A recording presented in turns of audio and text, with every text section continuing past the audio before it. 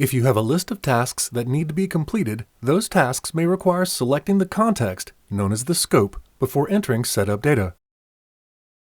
To begin, open the Setup and Maintenance page. Open the Procurement Setup page, select the Organization Structures functional area, and then display all the setup tasks.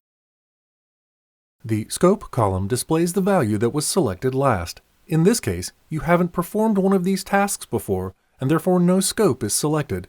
So, select the scope now. For this task, the scope is Business Unit Business Function.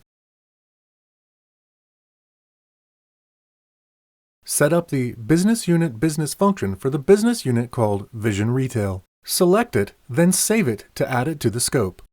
After you save it, you can enter setup information as needed. The scope for the task is now set to the value that you selected. You can change the scope at any time by clicking the scope value and repeat the tasks for the new context value following the same steps. Thanks for watching.